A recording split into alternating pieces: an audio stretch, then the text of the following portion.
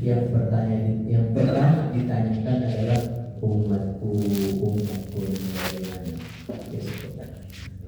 Maka mudah-mudahan kita bisa membalas cinta beliau, membalas jasa-jasa beliau yang luar biasa dengan segala macam pengorbanannya, dan di akhirat kelak kita juga bisa mendapatkan syafaatnya. Amin ya rabbal alamin. Hadirin hadirat jemaah sekalian, minggu pagi hari ini kita akan berbicara tentang fikihnya fikih ibadah. Seperti biasa pekan 3 ibadah, nanti muamalah. Ibadah muamalah. Ibadahnya hari ini tentang fikih sholawat. Fikih sholawat, ya, fikir atau bacaan yang mungkin sudah biasa kita baca atau adanya sesekali membacanya untuk tertentu, tetapi barangkali bagaimana konsepnya, keilmuannya dan seterusnya mungkin sudah ada yang tahu, tetapi perlu untuk kemudian kita merojaah kembali, kita ulangi kembali. Pertama dari sisi hukumnya tentang bersolawat. Bersolawat ini hukumnya apa sebenarnya? Kok sampai kita hampir di banyak momentum itu ada anjuran-anjuran bersolawat. Setelah hamdalah kemudian solawat ketika misalnya berbicara di depan dan seterusnya. Maka tentang hukum solawat ini para ulama berbeda pendapat. Ada yang mengatakan bahwa hukum sholawat itu wajib. Nah, wajibnya ini juga beda-beda. Ada yang mengatakan wajib ketika mendengar nama Nabi Muhammad SAW disebutkan. Itu menjadi sebuah kewajiban. Karena Rasulullah SAW itu seperti memberikan celaan kepada umatnya yang mendengar nama beliau, nama nabinya disebutkan tetapi tidak bersolawat kepadanya, yaitu dicela dengan sebutan bakhil, pelit, ya. Orang pelit, orang bakhil itu orang yang ketika namaku disebut walam yusalli alayya, dia tidak membaca sholawat sama sekali. Nah, ini sebagian ulama mengatakan wajib, pokoknya setiap nama beliau disebutkan. Ada juga yang mengatakan enggak, itu hukumnya sunnah. Nama beliau disebutkan, kita tidak bersolawat, tidak berdosa. Cuma ya dibenci saja, tidak sampai menjadi sebuah kemaksiatan, tidak sampai menjadi sebuah dosa, tetapi makruh, sesuatu yang tidak disukai. Rasulullah disebut namanya kok tidak dibaca sholawatnya, bakhil namanya. Maka hukumnya sebagian orang mengatakan sunnah. Tapi minimal seumur hidup, kata ulama yang mengatakan ini sunnah, seumur hidup seorang muslim itu minimal pernah membaca sholawat sekali. Ya kayak haji minimal sekali gitu. 2 kali, 3 kali berikutnya hukumnya sunnah. Nah, sholawat juga sama, minimal sekali seumur hidup, yang berikutnya 2, 3 dan seterusnya hukumnya sunnah. Gitu. Nah, yang mengatakan wajib sekali ini, tapi tidak menutupi ada kewajiban lain untuk membaca sholawat di dalam momentum-momentum tertentu yang memang dianjurkan atau bahkan diwajibkan membaca sholawat, yaitu di dalam sholat, ya. Khususnya di dalam mazhab Syafi'i yang namanya sholawat itu menjadi rukun. Di Hambali juga sama, menjadi rukun, ya. Rukun di dalam sholat. Kalau tidak sholawat, sholat kita menjadi tidak sah. Kapan sholawat ini menjadi rukun di dalam sholat? Yaitu ketika kita sudah selesai bertasyahud atau ketika sudah selesai bertahiyat, at-tahiyatul mubarakatus dan seterusnya sampai akhir, sampai bertasyahud, yaitu asyhadu an la ilaha Muhammadar Rasulullah, selesai tasyahudnya. Nah, setelah selesai itu ada rukun bernama sholawat. Sholawatnya cukup Allahumma sholli ala Muhammad, selesai, sah. Yang penting ada sholawatnya. Yang penting ada sholawatnya. Tetapi kalau mau sempurna, sholawat yang terbaik adalah sholawat Ibrahimiyah. Ya, Allahumma sholli ala Muhammad wa ala ali Muhammad kama shallaita ala Ibrahim wa ala ali Ibrahim. Kemudian Allahumma barik ala Muhammad wa ala ali Muhammad kama barakta ala Ibrahim wa ala ali Ibrahim. Ada yang fil alamin innaka hamidum majid yang di akhir, ada yang setelah sholawat dan barokah masing-masingnya ada fil alamin innaka hamidum majid. Itu redaksi dari Nabi SAW. Karena sholawat redaksinya beragam. Salah satu redaksi yang disunahkan kita baca pada saat tasyahud, bukan sunnah membaca sholawatnya, sunnah redaksinya. Kalau membaca sholawatnya hukumnya tidak sah kalau sholawat tidak terbaca. Tapi kalau redaksinya itu boleh apa saja, yang penting ada sholawatnya. Allahumma sholli ala Muhammad, seperti itu saja sah gitu. Cuma lebih sempurna ditambah dengan sholawat kepada keluarganya wa ala alihi wa sahbihi, dengan sahabatnya. Ya, ini sholawat yang kita juga menjadi alamat atau tanda bahwa kita berbeda dengan aliran-aliran sesat seperti Syiah misalnya. Mereka hanya mengakui keluarga Nabi saja, nggak ada sahabat-sahabat kecuali hanya Salman seperti itu. Yang lain bahkan seperti Abu Bakar, Umar, Utsman, kecuali Ali ya. Itu dilaknat oleh mereka. Jadi wa ala alihi wa sahbihi, sahabat Nabi ini semua juga mendapatkan salawat. Kalau wa ala alihi itu keluarga Nabi. Nah, yang disebut sebagai keluarga Nabi siapa? Ada yang menyatakan itu adalah istri-istrinya dan anak-anaknya saja. Ada yang menyatakan enggak, itu adalah semua Bani Hashim dan Bani Muthalib. Ada yang membatasi hanya Bani Hashim saja. Nah, kalau Bani Hashim itu Bani Hashim saja tanpa Bani Muthalib, itu udah sampai hari ini banyak sekali. Ya, keturunan Nabi SAW itu luar biasa, ya, banyak. Kalau kita di Indonesia paling populer dan hari ini lagi rame-ramenya itu lagi dibahas, itu keturunan Nabi dari klan Ba'alawi. Apakah Ba'alawi ini sah jadi bernabi atau bukan?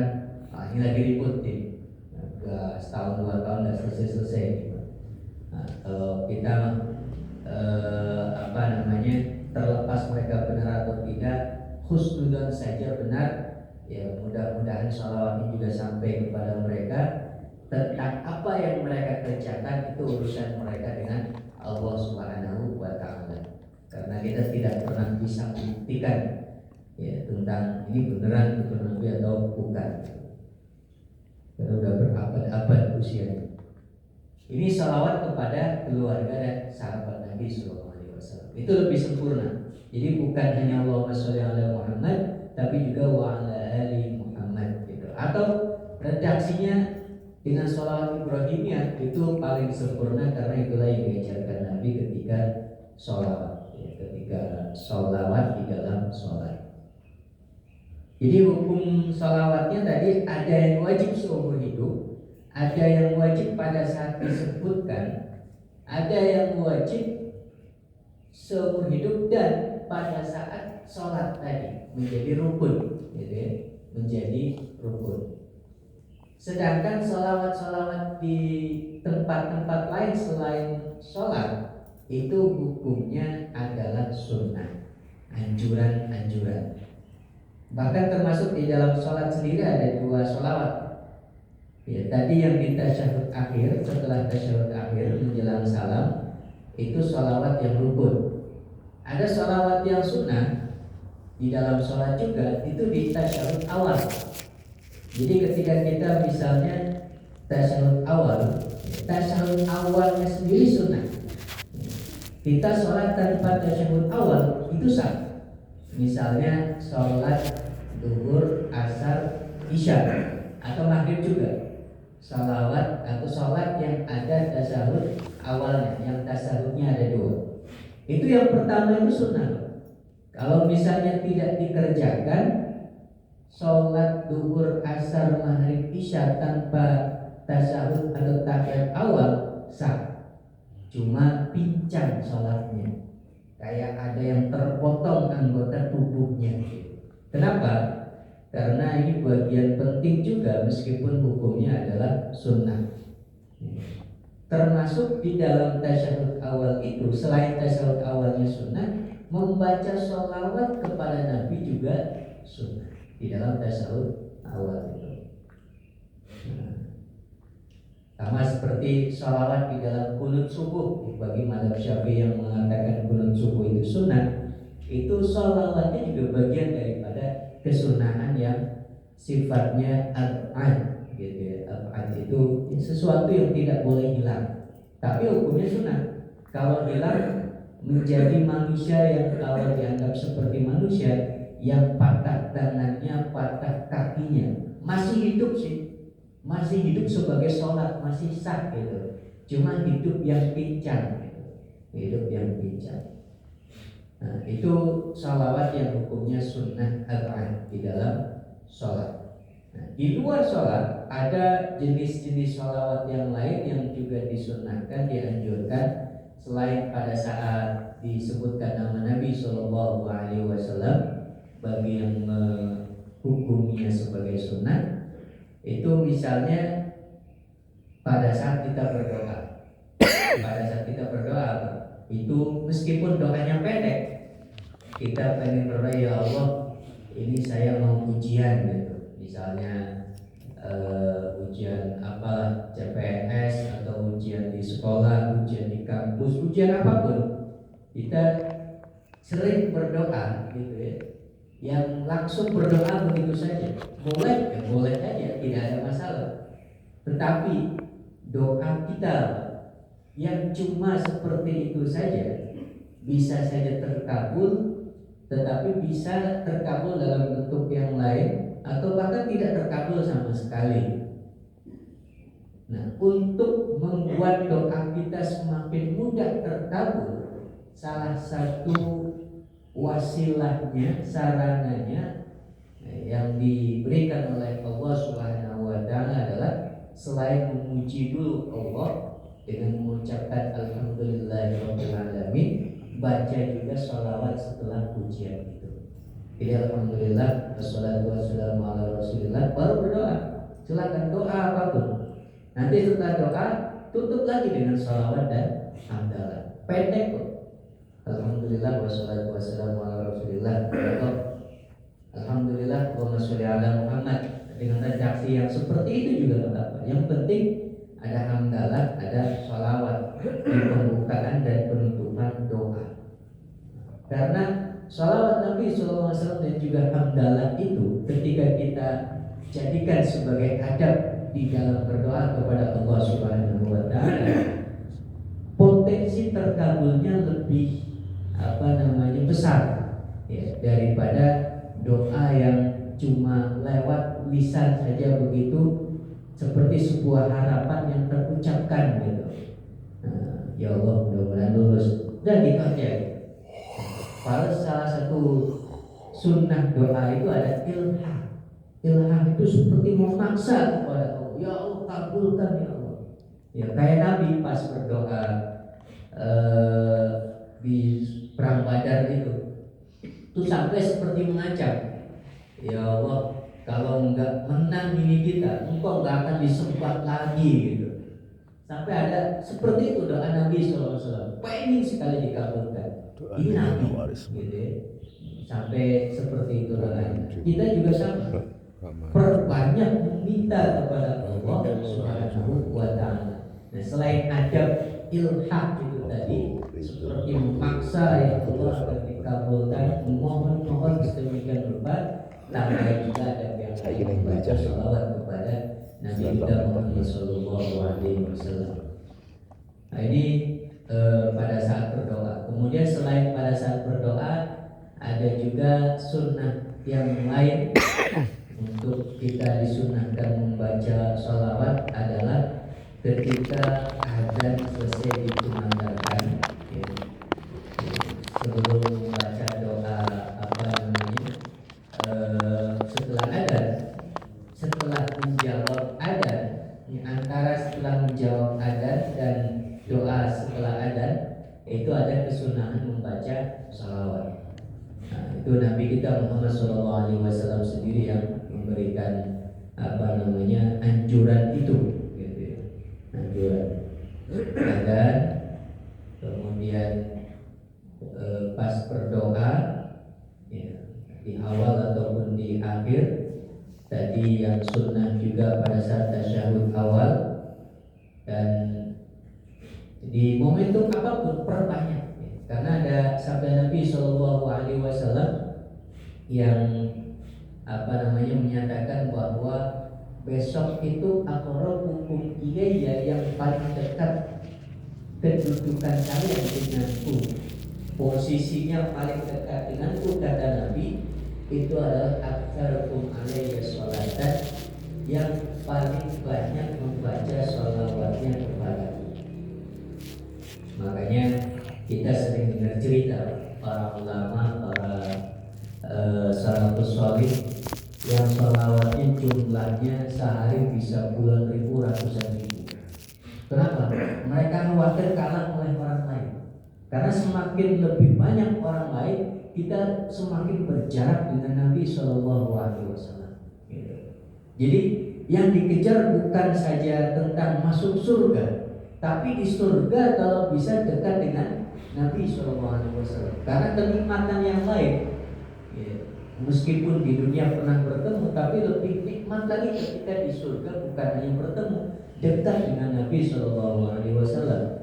Ada seorang sahabat yang ditanya, kenapa engkau pengen masuk surga? Karena di dalamnya ada Nabi kita Muhammad Shallallahu Alaihi Wasallam. Jadi alasannya alasan cinta yang demikian besar, gitu ya, kepada Nabi kita Muhammad Shallallahu Alaihi Wasallam.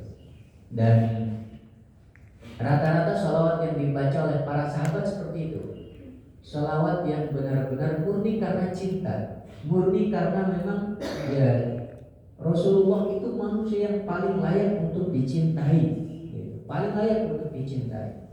Maka sholawat mereka itu sholawat yang murni, yang ikhlas, ya, itu perintah Allah Subhanahu Wa Taala, tapi juga cinta kepada Rasulullah Shallallahu Alaihi Wasallam. Beda dengan kita, salawat kita itu salawat yang lebih banyak pamrihnya, gitu. Saya lihat gitu ya di komentar misalnya, atau kadang ada orang yang ketika diperlihatkan atau lewat depannya mobil mewah misalnya, wah, ini salawatin aja dulu lah, gitu. Atau kadang-kadang ada apalah yang diinginkan gitu, tapi dia belum mampu, cuma melihat barangnya, lihat yang dia inginkan, langsung ya sementara salawatin aja dulu. Seremeh itu salawat gitu. Cuma untuk mencari hal-hal yang sifatnya duniawi, yang oleh Nabi kita sendiri disabdakan yang namanya dunia ini sesuatu yang sangat tidak berharga. Ya sama sayap nyamuk saja itu tidak ada bedanya gitu. Ya, sama bangkai yang mati, hewan yang mati sudah jadi bangkai saja, dan dia pincang gitu, tidak lengkap anggota tubuhnya, itu tidak ada yang mau gitu. Bangkai itu tidak ada yang mau, sudah bau dan seterusnya. Kata Rasulullah, kalau kalian nggak mau yang seperti itu, dunia juga kurang lebih seperti itu. Nah, tapi karena bangkai kan kelihatan, Pak, ya, sesuatu yang aromanya dan seterusnya tercium, sedangkan dunia ini justru sebaliknya, di pandangan mata kebanyakan manusia itu dihiasi oleh setan menjadi satu keindahan-keindahan yang luar biasa, maka diperebutkan. Nah, mencari dunia yang kita orang Islam itu kadang-kadang ada ritual-ritualnya yang ritual ini tidak dilakukan kalau tidak ada keuntungan duniawinya, gitu. Ya. Kayak misalnya sholat duha gitu. Kenapa sholat duha? Ya karena katanya ini sholat yang menarik rizki gitu. Jadi rizki yang dimaksud bukan rizki yang sifatnya akhirat, rizki dunia gitu. Kayaknya kalau tidak ada istilah menarik rizkinya, nggak akan melakukan sholat duha gitu. Kalau sholat duha syariat awalnya itu tidak disyariatkan bukan dalam rangka menarik rizki gitu. Rasulullah SAW itu pernah bersabda bahwa di dalam tubuh manusia itu ada sel-sel yang jumlahnya sangat amat banyak ya. Ada yang menyebutkan 360 atau berapa seperti itu. Yang jelas setiap sel manusia itu punya tugas untuk bersedekah. Nah, tugas ini tugas sunnah gitu, setiap harinya ya. Nah, sedekah caranya bisa bermacam-macam. Dengan melakukan kebaikan itu sedekah, atau sedekah harta, sedekah apapun gitu. Wah, itu setiap hari harus melakukan 360 sedekah gitu. Kalau kita nggak sanggup, maka kata Nabi SAW, 2 rakaat sholat duha itu mengganti semua sedekah yang jumlahnya harus 360 itu. Jadi sholat duha nggak harus menjadikan kita sedekah-sedekah yang lain. Ini sedekah yang sifatnya harian, tugas harian sebagai umat manusia yang diberikan nikmat sehat, selnya masih utuh, masih bisa bergerak, masih sehat. Setiap hari kok sehat, gitu ya. Semua selnya masih berjalan sesuai dengan fungsinya. Oh, itu ada sedekahnya gitu. Ada semacam kalau bahasa kita mungkin seperti pajaknya gitu, tapi nggak wajib gitu. Sunnah harian. Nah, kalau nggak sanggup melakukan itu, cukup diganti dengan 2 rakaat sholat duha.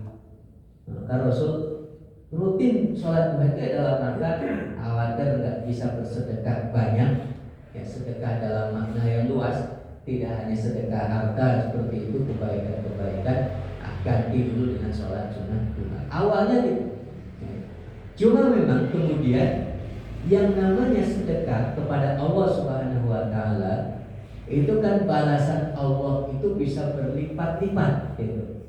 Nah, ketika kita sedekah dalam bentuk sholat duha, ya kan juga ada balasan Allah yang berlipat-lipat, baik balasan di dunia maupun balasan di akhirat gitu. Nah, balasan yang di dunia inilah yang salah satu bentuknya ya berupa harta ya banyak gitu, berupa keduniaan. Maka banyak yang kemudian menjadikan sholat duha, bahkan ada yang menyebutnya sebagai sholat ekonomi atau apa gitu ya. Nah, ini lagi-lagi ritual ibadah kita, kemudian kita menjadi sangat semangat ketika ada tujuan ekonominya, ketika ada tujuan duniawinya. Sholawat kita menjadi semangat, sholawatin dulu gitu, ketika ada tujuan ekonomi. Justru tujuan-tujuan rendah itu membuat kita semangat. Ya. Kalau sahabat tadi semangat bersolawat, banyak bersolawat, tujuannya bukan apa-apa, pengen dekat dengan Nabi gitu. Karena itu jauh lebih mulia, lebih berharga daripada dunia gitu. Cara pandang mereka itu ya memang sangat jauh dengan kita gitu ya. Orientasi kita jauh berbeda dengan orientasi para sahabat Nabi SAW. Ya, bukan hanya sholat duha atau sholawat, termasuk istighfar kita. Kata salah satu imam di Salaf itu, bisa jadi istighfar kita juga membutuhkan istighfar yang lain gitu. Kenapa? Karena salah satu fungsi istighfar kan juga menarik rezeki. Faqul tastaghfiru rabbakum innahu kana ghaffar. Istighfarlah kalian kepada Allah, kepada Tuhan kalian, karena Allah itu Maha Pengampun. Nah, nanti balasannya dalam surat Nuh itu yursilis sama alaikum midrara. Allah akan menurunkan dari langit gitu ya. Wah, itu rezeki yang midrara deras gitu. Istighfar itu bisa menjadi solusi atas segala problematika, termasuk solusi-solusi tentang rezeki. ketika mendengar itu semangat beristighfar gitu. Padahal harusnya semangat kita beristighfar bukan karena keduniaan, ya karena kita ingin dapat ampunan dari Sang Maha Pengampun, dari Ghafur, dari Ghaffar gitu ya, yang Maha Pengampun dari Allah Subhanahu wa Ta'ala. Tapi hampir-hampir ketika iming-imingnya berupa surga, berupa akhirat, berupa ampunan, berupa pahala-pahala, atau bahkan dunia seisinya, 2 rakaat sebelum subuh itu dan seterusnya, itu makanya masih beratnya luar biasa. Kenapa? Ya ini masalah iman sih, karena janji-janji ini semua ini tidak kelihatan. Tapi kalau yang iming-imingnya dunia, wah semangatnya luar biasa. Kalau itu ritual kepada Allah Subhanahu wa Ta'ala. Bahkan kadang-kadang santri gitu ya, kalau pulang ke kampungnya itu kadang-kadang ada orang di kampung itu suka bertanya, sudah diajari belum amalan-amalan untuk menarik rezeki itu apa saja gitu. Jadi dia pengen beramal, amalan ini kan harusnya untuk Allah Subhanahu wa Ta'ala. Tapi yang sedang dia cari bukan Allah. Amalan yang dia cari adalah untuk meraih rezekinya, untuk kepentingan dianya, kepentingan dirinya. Nah, sholawat ternyata juga ada di antara umat Islam ini yang bukan untuk Rasulullah dia baca sholawat, tapi dia baca sholawat itu dalam rangka agar dia mendapatkan keuntungan, karena dengan sholawat Allah Subhanahu wa Ta'ala akan mengabulkan keinginannya. Nabi kita Muhammad SAW punya banyak sahabat yang tidak seperti itu. Mereka baca sholawat murni karena memang mencintai Rasulullah Shallallahu Alaihi Wasallam, paling dekat dengan Nabi kedudukannya. Kenapa Rasulullah sangat dicintai oleh para sahabat? Ini yang juga perlu kita pelajari gitu ya, karena kita diwajibkan mencintai beliau. Ya, jadi kalau cinta kepada orang lain yang bukan Nabi itu kan sifatnya jatuh cinta. Gitu. Kalau laki-laki perempuan gitu ya. Atau saling mencintai sesama kaum muslimin dan seterusnya juga bisa disebut jatuh cinta. Tapi yang paling pas ya membangun cinta. Jadi jangan pasif, tapi kita harus aktif untuk membangun cinta, yaitu dengan ya saling membantu, saling ini dan seterusnya. Dengan Nabi SAW juga sama. Yang harus kita lakukan adalah membangun cinta, karena hukumnya wajib nih. Kalau jatuh cinta kan pasif, tiba-tiba aja ada perasaan gitu, mencintai. Nah ini orang yang wajib kita cintai, Rasulullah Shallallahu Alaihi Wasallam, itu untuk kita manusia yang hidup di abad ke-15 ini ya, jauh sekali dari Nabi Shallallahu Alaihi Wasallam, tempatnya secara geografis ataupun jarak waktunya. Tapi kita wajib mencintai sosok beliau. Ini gimana ceritanya? Kalau para sahabat yang bertemu dengan beliau mencintai, mungkin kita akan menyebutnya sebagai masuk akal. Tapi kalau kita yang tidak pernah melihat sosoknya, kok diwajibkan mencintai beliau? Jadi sholawat kita itu sholawat yang harus ada ruhnya, ada cintanya. Biar sholawatnya tidak sekedar di lisan, tetapi benar-benar sebagai ungkapan cinta kita kepada Rasulullah SAW. Dan bukan sekedar klaim, gitu ya, mencintai beliau SAW, tapi beneran cinta. Karena hari ini banyak juga yang bersolawat gitu ya, bahkan jadi sebuah seremonial. Misalnya Bandung bersolawat, gitu. Apa bersolawat? Tapi entah ada cintanya atau tidak. Gitu. Kenapa? Yang Rasulullah SAW larang itu malah mereka lakukan secara beramai-ramai di dalam acara bersolawat itu. Bersolawat tapi jogedan, bersolawat tapi kumpul laki-laki perempuan tanpa batas gitu ya. Itu Nabi kita saja nggak membolehkan itu ya. Bahkan NU itu kan ada Maulid Nabi SAW, peringatan-peringatan. Agar itu Syekh Hasyim Asy'ari sebagai pendiri NU-nya itu punya kitab khusus namanya At-Tanbihat Al-Wajibat, yang di dalamnya itu memperingatkan, mengingatkan, menegur gitu ya, para pelaku-pelaku sholawat ini dan maulid Nabi SAW ini yang mencampur adukan dengan kemungkaran-kemungkaran gitu. Nah, hari ini nggak tahu kalau beliau masih hidup dan menyaksikan umatnya yang mengikuti beliau itu kemudian lihat apa namanya jogetan campur baur dan kadang-kadang ada yang sampai berantem juga, Pak. Itu udah kayak konser aja di sholawat tuh. Kalau konser musik ada yang berantem, itu kita menyebut masih wajar, yaitu kumpulan setan gitu. Nah, karena minum dan macam, nah ini sholawat gitu. Berantem pada saat soal pada pakai peci jadi lepas atau berantem dan seterusnya. Nah ini tidak ada makna lagi bersalawat, tidak ada cinta lagi kepada Nabi SAW. Itu hanya sekedar nyanyian-nyanyian yang mereka ucapkan gitu.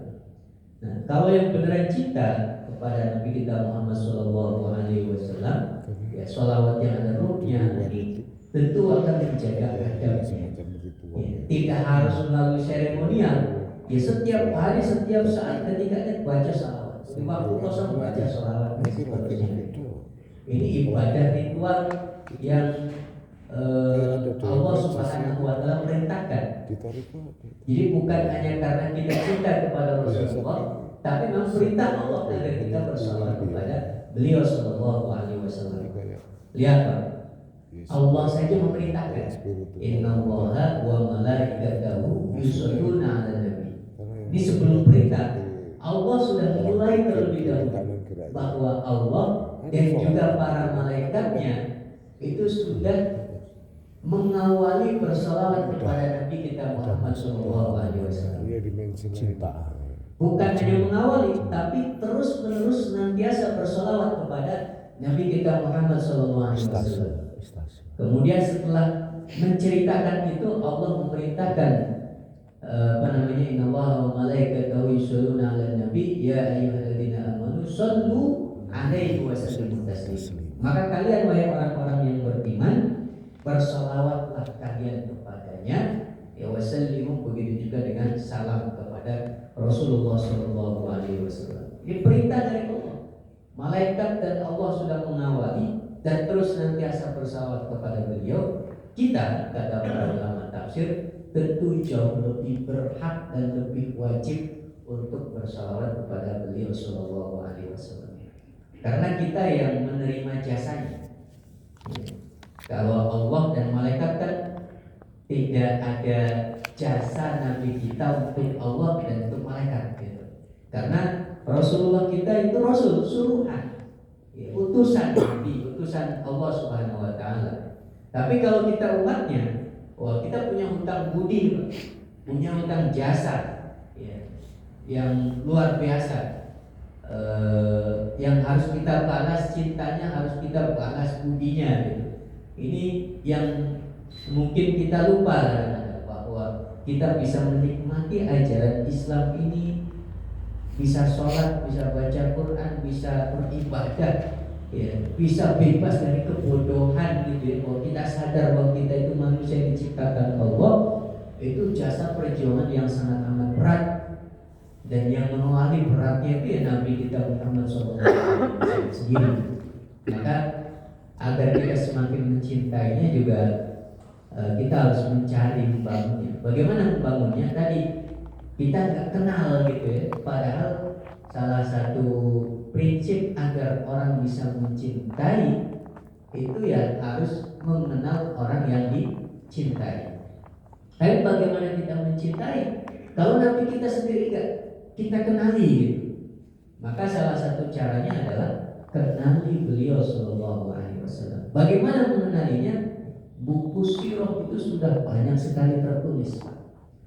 Dan sirah Nabawiyah dengan beragam mungkin sebutnya genrenya gitu ya. Sirah itu ada yang sifatnya syama'il, tentang sosok beliau, fisiknya, pakaiannya, apa yang beliau miliki, lengkap itu ceritanya. Seperti sebuah visualisasi yang tergambar jelas sekali deskripsinya. Karena memang beliau orang yang sangat dikenali. Apalagi sahabatnya, musuhnya aja kenal. Musuhnya aja kenal. Di dalam surah Al-Baqarah Allah Subhanahu wa taala itu mengatakan bahwa orang-orang ahlu kitab itu ya'rifunahu kama ya'rifuna abna'ahum. Orang-orang ahlu kitab itu musuh Nabi di masa Rasulullah gitu. Ada yang tidak memusuhinya juga. Itu lebih mengenal Rasulullah sebagaimana mereka mengenal anak-anak mereka sendiri. Ini kata Al-Quran. Kata Al-Quran. Jadi mereka musuh-musuh mengenal Rasulullah sebagaimana mereka mengenal anak-anak mereka sendiri. Kenapa? Karena di dalam kitab-kitab orang ahli kitab Yahudi dan Nasrani, Rasulullah itu sudah dikabarkan, diinformasikan dengan deskripsinya seperti apa sosoknya. Jelaskan. Maka wajar Pak, pas mertua Rasulullah sekaligus musuhnya Abu Sufyan, itu kan mertua yang sekaligus musuhnya pada saat awal. Nah, karena putrinya Abu Sufyan, Ummu Habibah itu sudah dinikahi oleh Rasulullah, tapi Abu Sufyan belum masuk Islam. Suaminya Hindu. Pada saat terjadi gencatan senjata di tahun ke-6 Hijriah, kan akhirnya Abu Sufyan berdagang lagi ke Syam. Pas di Syam, setelah gencatan senjata kan beliau Sallallahu Alaihi Wasallam bisa dengan mudah berdakwah, tidak perlu mikirin orang-orang Mekah perang dan seterusnya. Akhirnya bisa kirim surat ke berbagai raja, Raja Persia, Raja Romawi, Raja Mesir, Raja berbagai raja lah di dunia ini, dikirim surat semuanya. Yang gagah sekali dalam suratnya Rasul mengatakan masuk Islamlah kamu, maka kamu akan selamat, begitu juga dengan rakyatmu. Ini negara baru kecil gitu ya, dan yang di suratnya juga kenal negara apa ini gitu ya. Tiba-tiba berdakwah, tiba-tiba menyuruh dalam suratnya kamu masuk Islam. Kalau kamu masuk Islam maka kamu akan selamat, begitu juga dengan rakyatmu, seperti itu. Nah, Raja Romawi ya, Heraklius itu ketika melihat suratnya, wah, jangan-jangan Nabi yang dikabarkan di dalam Alkitab itu beneran ini hadir. Tidak langsung marah. Maka kemudian beliau Raja Heraklius ini minta kepada pegawainya, tolong carikan orang Arab gitu, yang sedang berdagang di Syam ini, bawa ke sini. Nah, kebetulan Abu Sufyan, pimpinan dagang orang Arab pada saat itu, pas lagi di Syam, yang kemudian dipanggil dan dibawa ke kerajaan, ditanya, diinterogasi, kamu kenal dengan sosok yang kirim surat padaku ini? Oh kenal, ini musuhku gitu lah kalau jujur gitu. Saya lagi berantem, cuma sekarang lagi gencatan senjata. Ditanya tentang sosoknya, dan bagusnya, meskipun ini musuhnya Nabi kita Muhammad SAW, Abu Sufyan jujur, tidak ada yang ditutup-tutupi. Dengan jujur mengatakan, paling banyak diikuti beliau siapa? Orang-orang lemah apa orang kuat? Orang-orang lemah gitu. Ya, orang kuatnya ada, tapi banyak orang lemah. Tentang yang dibawa apa ajarannya? Ajarannya adalah menyuruh untuk beribadah hanya kepada Allah, membantu yang lemah, kemudian saling bersaudara, saling mencintai sesama. Ajaran bagus-bagusnya disampaikan, tidak ditutup-tutupi sama sekali. Semuanya diinformasikan sampai kemudian setelah selesai, Heraklius saja sampai yakin beneran ini. Maka kemudian dia mendekati, berbisik kepada Abu Sufyan, kalau benar yang kamu sampaikan, maka tidak lama lagi agama juga akan sampai di tempat kita berdiri sekarang. Tuh, Abu Sufyan aja kaget gitu. Itu di tahun ke-6 Hijriah itu. Ya, berarti sekitar 4-5 tahun lagi Rasulullah SAW wafat. Itu rajanya itu udah menginformasikan agamanya akan sampai ke sini. Abu Sufyan yang menjadi musuhnya, mungkin itu juga yang membuat akhirnya Abu Sufyan nanti di tahun ke-8 masuk Islam. Tapi intinya adalah Heraklius yang non-Muslim, yang Kristen itu juga mengenali sosok Nabi kita Muhammad SAW. Begitu juga yang Yahudi. Kalau tokoh Yahudi mungkin yang di Madinah gitu ya, pada saat Rasulullah hijrah, itu kan ada orang-orang Yahudi yang pengen lihat kayak fascinasinya gitu. Nah, salah satu tokoh Yahudi itu sudah mempelajari sosok Nabi. Pas kelihatan dari jauh jalan nyampe ke Madinah itu, dari fisiknya udah kelihatan kayaknya benar. Tapi coba saya cek dengan ajaran-ajarannya gitu. Ditanya pas ketemu, saya mau masuk Islam tapi saya ingin bertanya 3 hal. Kalau kau bisa menjawab dengan benar 3 hal ini, saya masuk Islam. Umar tadinya mau marah gitu, melihat Rasulullah dihadang seperti itu, tapi sama Rasulullah biarkan ya Umar. Kemudian ditanya, Rasulullah menjawab, itulah yang bertanya namanya Abdullah bin Salam, diganti namanya sama Rasulullah. Dia adalah ulama Yahudi ya, yang kemudian masuk Islam pada saat itu setelah tahu sosoknya memang benar seperti yang dikabarkan di dalam kitab mereka. Jadi mereka yang non-Muslim saja kenal kepada Nabi kita Muhammad SAW. Maka banyak yang kemudian masuk Islam dan langsung jatuh cinta kepada Rasulullah SAW. Ya bukan hanya non-Muslim di masa itu, non-Muslim di masa sekarang juga banyak yang terkagum-kagum Pak. Ya, meskipun mungkin tidak sampai cinta, tapi minimal secara objektif mereka mengaku kehebatan Rasulullah SAW. Ya mungkin buku yang paling populer bukunya Michael Hart itu ya, 100 tokoh paling berpengaruh di dunia. Nomor 1 siapa? Rasulullah, gitu, Rasulullah. Cuma orang-orang Barat ini mereka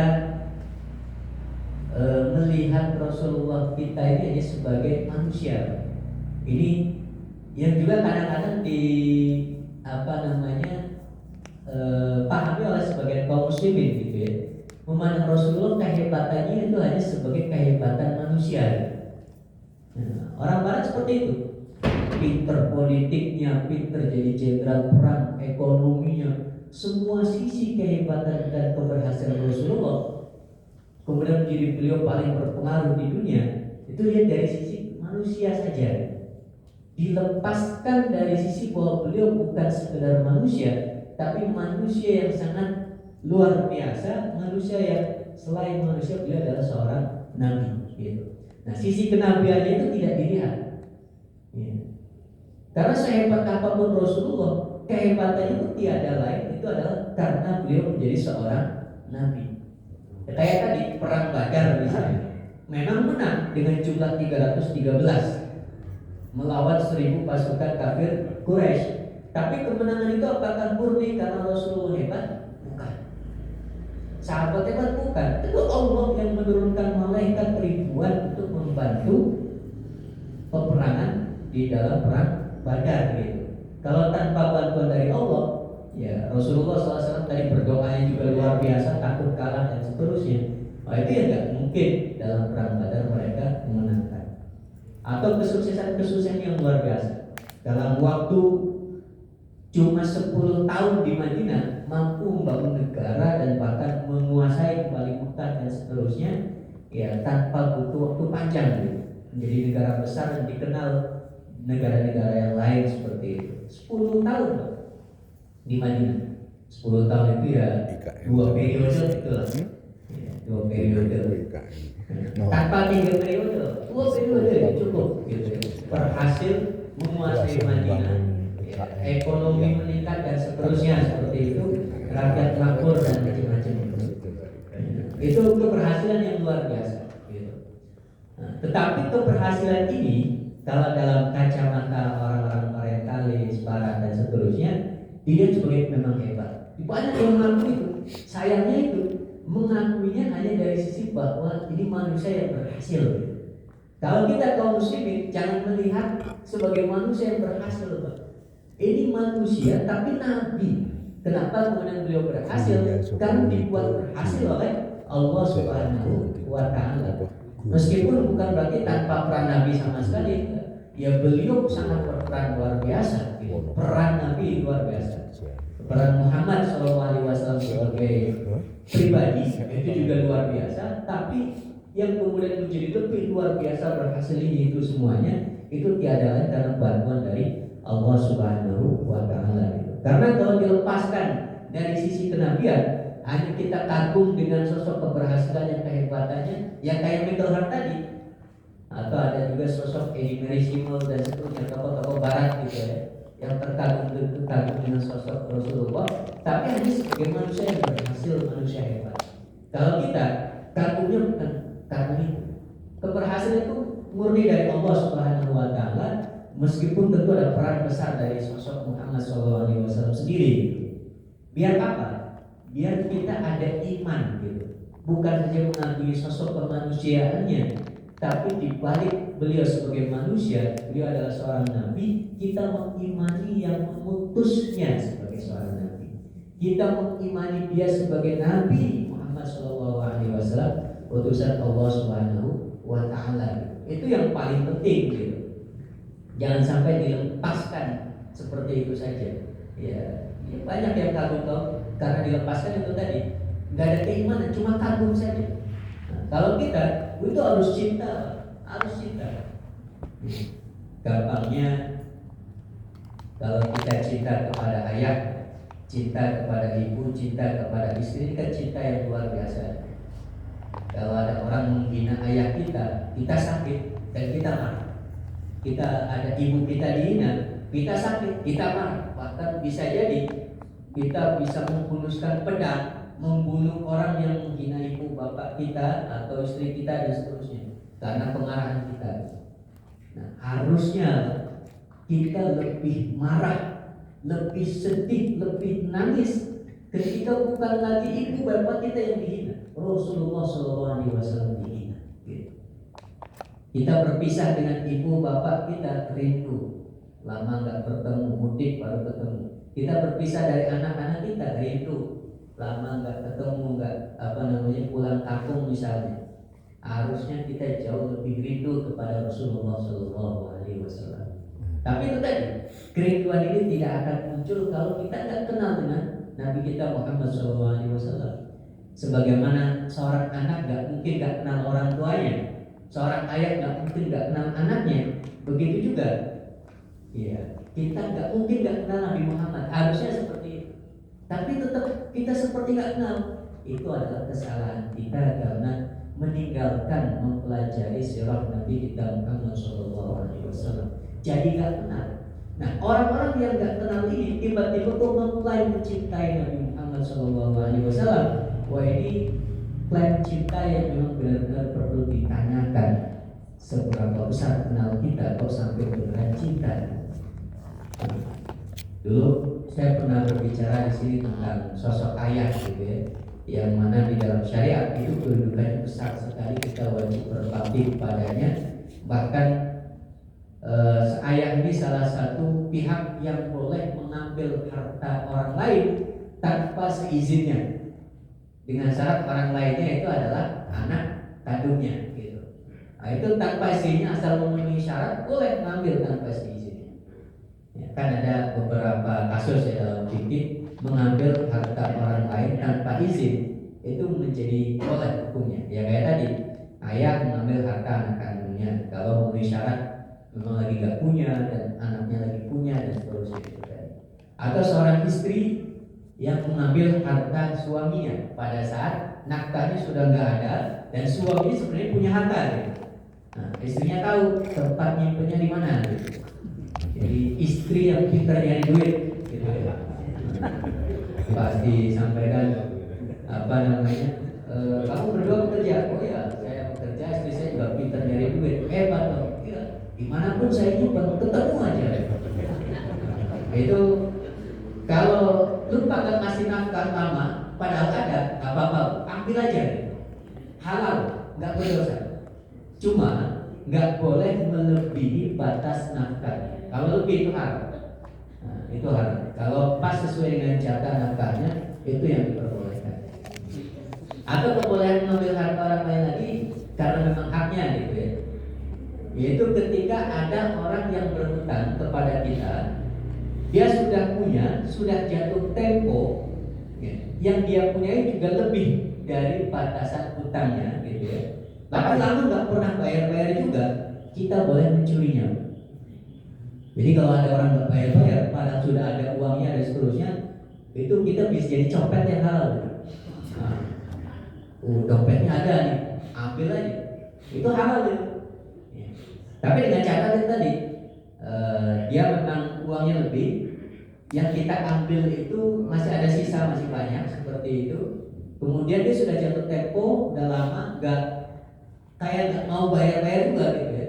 Itu ambil aja. Yang penting kita mengambil hak kitanya, gitu. Bukan mengambil lebih dari itu diperbolehkan. Cuma hati-hati mengamalkannya, bisa masuk polisi. Nanti jadi ribet gitu, karena polisi nggak mau tahu tentang ajaran ini. Ini halal Pak, nggak bisa disebut sebagai kriminal gitu. Tapi dalam undang-undang kita tetap disebut sebagai kriminal kalau ketahuan gitu ya. Maka kalau nggak ketahuan aman. Nah, ayat itu berbeda seperti itu sampai halal, ya. Atau sampai boleh mengambil kembali pemberian kepada orang lain, seorang lain itu adalah anak kandungnya sendiri gitu. Diambil kembali itu boleh hukumnya. Ya. Padahal kalau pemberian kepada orang lain itu haram mengambil kembali pemberiannya. Sama seperti kata Nabi, anjing yang menjelati muntahnya. Kalau ayat nggak berlaku gitu, boleh halal. Meskipun nggak butuh, ambil lagi gitu. Nggak jadi ambil. Paling itu udah pemberian setahun 2 tahun yang lalu misalnya. Itu boleh diambil lagi. Kedudukan ayat sedemikian besar, dan yang lebih besar dari ayat kandung kita ini adalah ayat kita Rasulullah SAW. Itu wajib kita cintai, wajib kita berbakti, wajib kita taati dan seterusnya. Makanya dulu Abu Bakar radhiyallahu taala itu pernah pas lagi Fathu Mekah itu berada di Mekah dan ayahnya Abu Bakar itu masih di Mekah. Kenapa nggak hijrah? Ya karena belum masuk Islam. Jadi Abu Bakar itu berhasil mengislamkan banyak orang, banyak sahabat, tapi ayahnya sendiri nggak berhasil. Fathu Mekah itu tahun ke-8 Hijriah, berarti udah 8 tahun. Di Mekah itu 13 tambah 8 berapa tahun dulu? 21 ya. 21 Islam sudah didakwahkan, ayahnya Abu Bakar belum masuk Islam. Itu tinggal 2 tahun lagi itu Rasulullah SAW wafat ya. Maka Abu Bakar kemudian ketika sudah selesai Fathu Mekah itu, Rasulullah masih berada di Mekah, Abu Bakar menuntun ayahnya karena sudah cukup sepuh gitu. Rasulullah itu sudah 61 tahun saat itu. Ya, sudah cukup sepuh ayahnya Abu Bakar dituntun menghadap kepada Rasulullah di sekitar Ka'bah. Kata Rasulullah, Abu Bakar, ngapain kau tuntun ayahku ke sini menghadapku? Kalau ada keperluan saya akan menghadap beliau gitu. Kata Abu Bakar, enggak ya Rasulullah. Ayahku yang jauh lebih wajib menghadapmu daripada engkau yang harus menghadap ayahku. Akhirnya kalau udah terlanjur menghadap ya udah, ada apa gitu? Ajak dia masuk Islam. Jadi mungkin Abu Bakar sudah mengajak berkali-kali tapi nggak berhasil. Yaudah Rasulullah aja yang ngajak. Nah pas Rasulullah yang ngajak, pada saat itu ayahnya bersyahadat, ayahnya Abu Bakar. Ketika beliau bersyahadat, semua sahabat gembira luar biasa. Kenapa? Ayahnya Abu Bakar yang jasanya luar biasa di dalam Islam, akhirnya masuk Islam. Senang. Rasulullah juga senang luar biasa. Tapi ada satu yang menangis. Dan yang menangis itu tiada lain adalah Abu Bakar sendiri anaknya. Semua sahabat heran, Rasulullah heran dan bertanya, kamu kok malah menangis? Kami semua lagi gembira. Ayahmu itu dengan syahadat berarti sudah selamat gitu, tidak akan masuk neraka. Harusnya gembira. Kata Abu Bakar jawabannya, ya Rasulullah, sungguh aku ingat pamanmu. Kalau saja ayahku nggak masuk Islam misalnya gitu ya, tapi pamanmu yang masuk Islam itu lebih aku sukai gitu, daripada harus ayahku yang masuk Islam. Ya, beliau lebih mencintai Rasulullah daripada ayahnya. Karena lebih mencintai Rasulullah, pamannya Rasulullah yang tidak masuk Islam itu yang diajak sahadat pengorbanannya luar biasa dan membuat sedih luar biasa Rasulullah, itu membuat Abu Bakar yang mencintai Rasulullah teringat dengan itu pada saat ayahnya masuk Islam. Beliau memang mengamalkan sabda Nabi yang mengatakan la yu'minu ahadukum hatta akuna ahabba ilaihi min nafsihi wa ahlihi atau wa walidihi ajma'in. Tidaklah sempurna iman salah satu di antara kalian ya, sampai aku lebih dia cintai daripada dirinya, daripada anaknya, daripada orang tuanya, daripada apapun di dunia ini. Jadi kesempurnaan iman itu ketika yang paling kita cintai adalah Rasulullah SAW. Dan Abu Bakar sudah mempraktekkan cinta. Dan bukan hanya Abu Bakar, Umar, Utsman, para sahabat itu rata-rata seperti itu. Di Madinah itu pernah ada ibu-ibu ya dari Bani Salamah ya. Pasca perang Uhud. Pas perang Uhud kan ada hoax yang menyebar di Madinah, Rasulullah sudah meninggal. Di Madinah perang Uhud itu kalah gitu. Rasul meninggal. Wah, itu kabar sampai ke Madinah, sedih semua itu Madinah. Pada saat kemudian para pasukan muslimin akhirnya perang pulang ke Madinah dari perang Uhud, itu banyak ibu-ibu, bapak-bapak yang tidak ikut perang nunggu mereka pulang pasukan perang. Ada ibu-ibu dari Bani Salamah yang ketika nunggu itu kemudian ada sahabat yang pulang berperang menginformasikan, Bu, ini suamimu syahid gitu. Ada yang menulis lagi, bukan suamimu aja Bu, anakmu ikut syahid. Ada yang lagi menambahin, bukan hanya anak dan suaminya, adikmu juga ikut syahid. Jadi adiknya meninggal, ayahnya meninggal, suaminya meninggal dalam waktu yang bersamaan. Sedihnya seperti apa bisa kita bayangkan. Tapi mendengar informasi itu, dia masih tegar ibu-ibu itu. Dia masih belum tahu Rasulullah belum kelihatan gitu. Akhirnya Rasulullah kemudian kelihatan. Setelah Rasulullah kelihatan dan ternyata informasi tentang wafatnya beliau adalah hoax, sesuatu yang bohong, disebarluaskan seperti itu. Pas sampai di hadapan ibu ini bilang ibu ini kepada Rasulullah, ya Rasulullah, huwa kullu musibatin ba'da dajjal. Ya Rasulullah, musibah apapun di dunia ini ya, setelah aku tahu kok ternyata yang masih hidup, masih bisa kembali lagi ke Madinah, maka musibah itu semuanya kecil. Jadi bapaknya meninggal, adiknya meninggal, suaminya itu kecil. Kenapa? Setelah tahu ternyata Rasulullah masih hidup, masih bisa kembali. Oh, itu kalau Rasulullah kembali itu musibah terbesar gitu. Maka kalau kita ingat wafatnya Rasulullah hari Senin, ya kita besok Indonesia memperingati Maulid Nabi juga Senin itu, ya pas. Tapi Maulid itu lahirnya ya, wafatnya juga beliau Senin. Gitu. Tapi beliau besok kan bukan peringatan wafat, peringatan lahir gitu. Hari Senin, sakit sejak hari Kamis, Jumat, Sabtu, Minggu, Senin pagi yang agak siang jam 9-an kurang lebih beliau wafat. Wah, sejak jam 9 itu Madinah itu seperti mati, sepi, nggak ada aktivitas, semuanya itu ada yang duduk seperti nggak sadar, ada yang berdiri bingung ngapain. Wah, itu dalam waktu yang lama itu. Bahkan termasuk Umar yang katanya kuat luar biasa saja, itu kayak nggak percaya Rasulullah SAW itu apa. Cinta mereka itu luar biasa. Nah, maka sahabat-sahabat dengan cinta yang luar biasa ini, ketika bersolawat itu murni, ikhlas, bersih.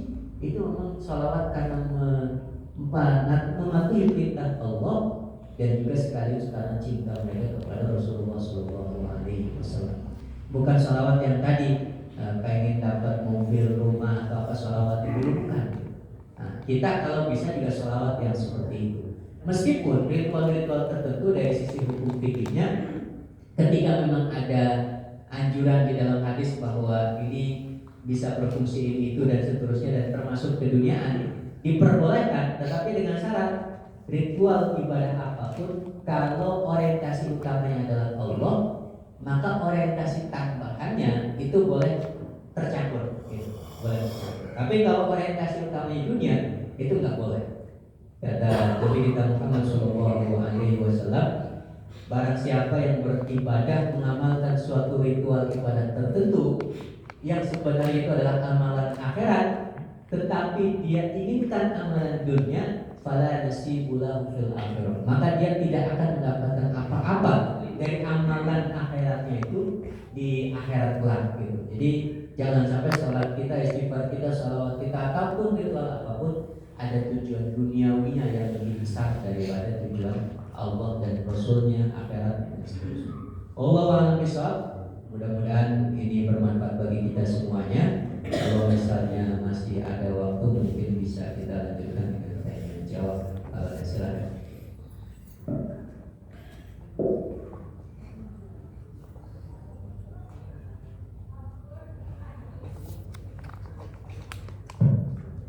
Bapak Ibu, ada yang perlu dipertanyakan, ditambahkan? Ada Bu? Dengan tak kok di langsung kok enggak kok pikir biasanya banyak Ustaz akan tadi kan kalau dari almarhum pincang